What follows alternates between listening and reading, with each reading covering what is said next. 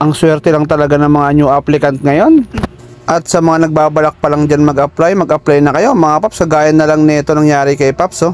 So ito, tingnan nyo yung ginawa niya rito ah. Medyo nalito kasi siya. So ayan, tingnan nyo ginawa niya dito. Akala niya kasi hindi na siya dadaan dito. So ayan. So dito, buti pinagbigyan siya rito ng ating training officer. Pinaulit na lang siya para hindi masayang yung take niya. So ayan oh, 'di ba? Binigyan agad siya ng chance agad. Ganyan mga paps, no?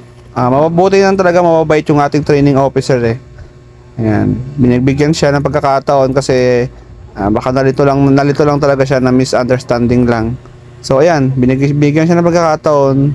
So ito na, yung chance niya. Sana magawa niya na to ng maayos. So ayan, babalik, ang layo lang ng buwelo niya, no? So dito tayo ulit sa pangalawang balik niya. Ayan, okay. Isa pang balik pa. Isa pa, kailangan makabalik pa siya ng isa.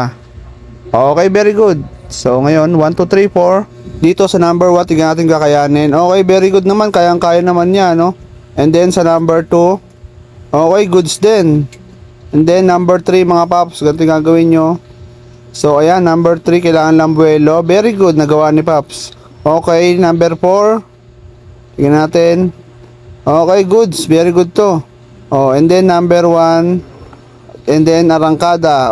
Okay, pasado na si Paps. Congratulations.